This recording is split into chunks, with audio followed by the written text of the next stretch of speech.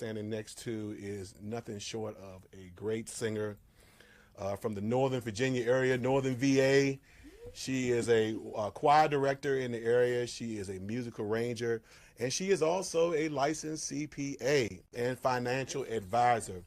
Her name is Sister Kimberly Gordon. Welcome to the show. Hey there. Thank you for coming. Hello, Al. Thank you all for having me. Thank you. So tell us, how long have you been singing?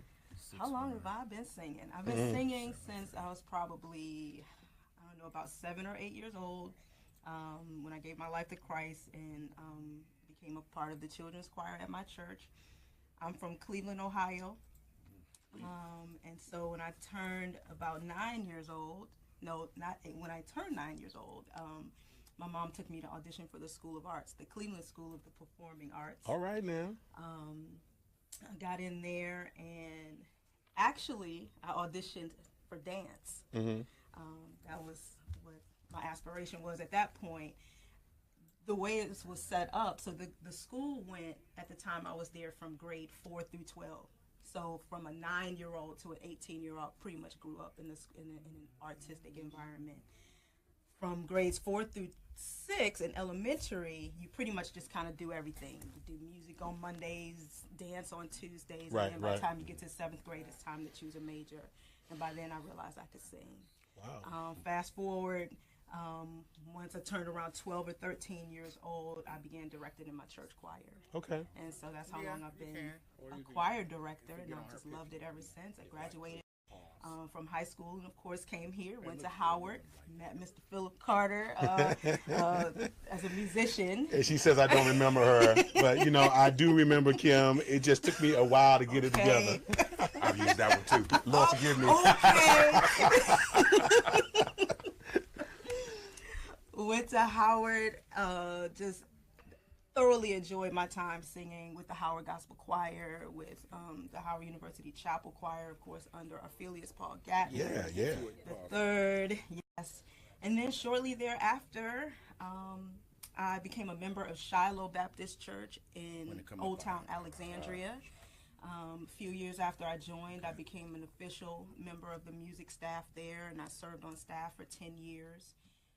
Then now for the last 5 years, I've been on the music staff at Heritage Fellowship Church in Reston, Virginia.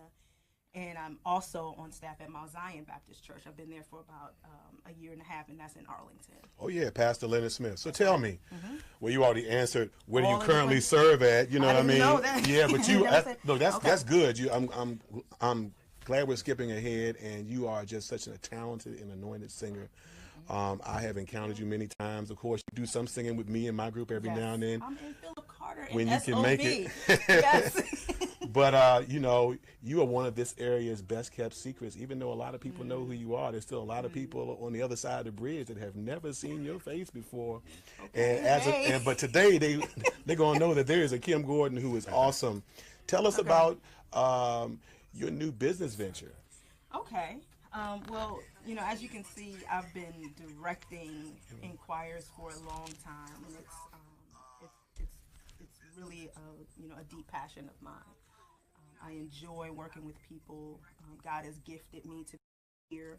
I don't necessarily have all of the piano skills, but God has gifted me to be able to hear very well. Great. And so that has been a huge asset as a director. And so the business is called Choir Support. And the initial vision was to be able to, I understand the weight of music ministry. And I understand the constant demand to make it happen week after week after week. And so the vision for me is to, sort of stand in the gaps and bridge the gaps between music leaders and the overwhelm that they face. So I'm not trying to provide anything that they don't already have the skills to provide, but it's just to kind of help, with that time crunch. And part of it is, everything from recorded and written sectional parts to music planning support, and also helping to develop voices. The first part of Choir Support actually just launched in the beginning of January. Wonderful. In the form of vocal master classes. So I've been having a lot of people constantly ask me and someone walked up to me and put a check in my hand, and Oh yeah. there we go. All right, Yeah. we've started. That's awesome. That's Yeah. awesome. And I believe that there are going to be a lot of people that can benefit from choir support. And the website is called www.choirsupport.com, right? Now you've just gotten it started, so it's going to keep developing and developing and developing. But I want y'all to keep her in prayer as she develops her website, and we're going to let you know more about it as it comes out. You are also a licensed CPA and financial advisor, and I've brought you to the IGA conference, and you've talked to our independent artists about taxes and things like that. And of course, we know we have new tax laws already in place, but there's some things I know that are some general things that every artist, basically sometimes every individual, needs to take care of in this tax season. Can you address some of those? Yes. Well, first of all, I'm not a licensed CPA, but I'm an enrolled agent Got you. candidate. Got you.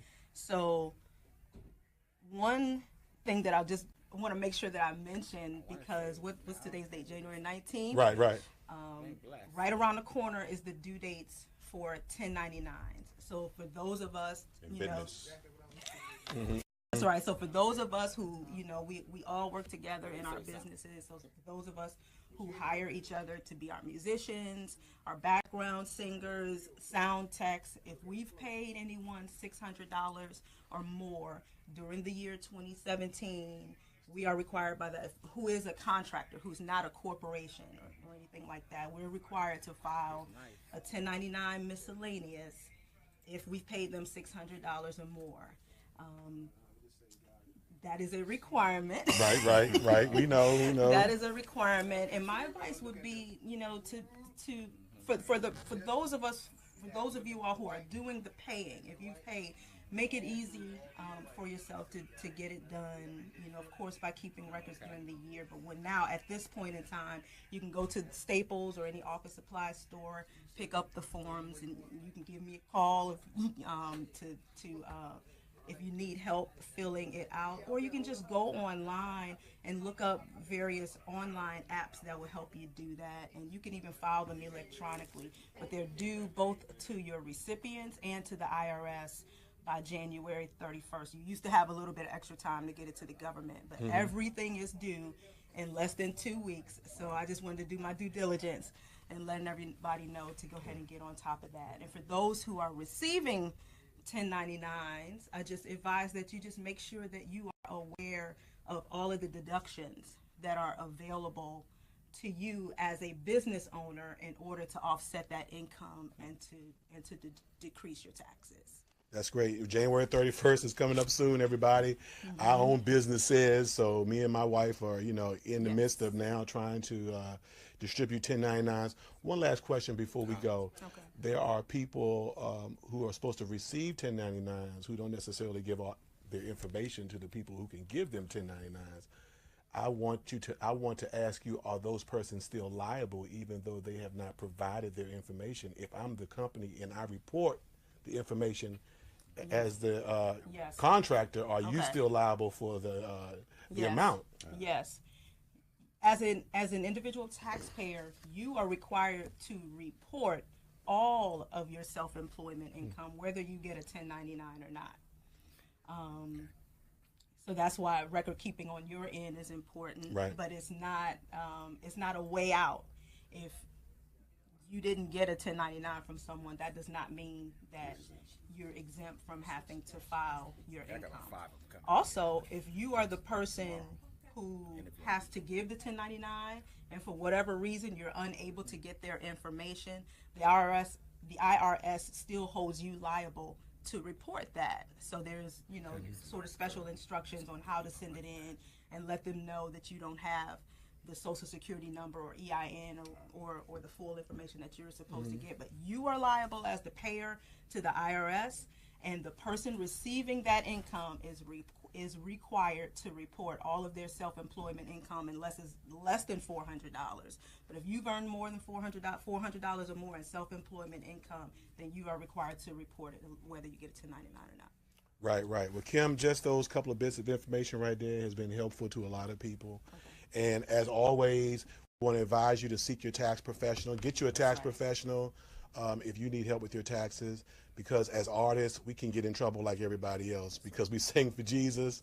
Does not mean that we have to render unto Caesar, which belongs to Caesar, and unto God, which belongs to him. Kim, we thank you so much. And thank you for having You've been me. such a blessing to us on this show, and we wish you I wish you much success in choirsupport.com. You're already a wonderful singer and choir director, and we look forward to having you back to give us some more tips. Okay, Amen. absolutely. Amen. Absolutely. We're getting ready to go to...